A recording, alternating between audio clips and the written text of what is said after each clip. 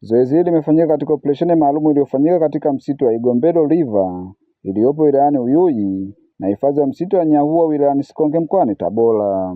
Akizungumza na waandishi wa habari katika ofisi ya mkuu wa mkoa wa Tabora, Kamishna Jenerali wa mamlaka ya kudhibiti na kupambana na dawa za kulevya nchini Arthur Silimo anasema mamlaka iko katika operesheni maalum ya kuteketeza dawa za kulevya zinazozalishwa nchini. Fanya operation katika pori la Igombe River lililopo katika wilaya ya Uyui pamoja na Nyahua lililopo katika wilaya ya Sikonge. Katika operesheni hiyo ilikuwa ni maalum kwa ajili ya kuteketeza na kubaini mashamba ya bangi yaliyopo katikati ya pori hizo baada ya kupata taarifa za kiintelijensia kuhusiana na uzalishaji wa dawa za kulevya katika mkoa wa Tabora. Katika operesheni hiyo tulikamata gunia 133 zilizokuwa ndani ya pori hilo, mapori haya mawili ambayo tulifanya operation. Lakini pia tuliteketeza ekari 68 za mashamba ya bangi zilizokuwa zimelimwa katikati ya mapori hayo na kukamata watu 7 kuhusiana na uhalifu huo. Katika operesheni hii ni mojawapo ya operation maalum tunazozifanya nchi nzima ili kuhakikisha kwamba tunateketeza dawa za kulevya zinazozalishwa hapa nchini.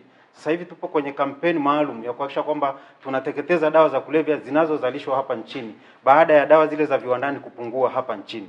Kwa upande wake, mkuu wa mkoa wa Tabora Dr. Paul Chacha amewaagiza askari wa wakala wa misitu Tanzania TFS kuweka kambi katika mapori na maeneo ya hifadhi ili kumaliza kabisa tatizo la bangi katika mkoa huo. TFS hamuhitaji kukaa ofisini hapa. Kawekeni nyinyi makamanda, ni askari mmeenda mafunzo ya kutosha.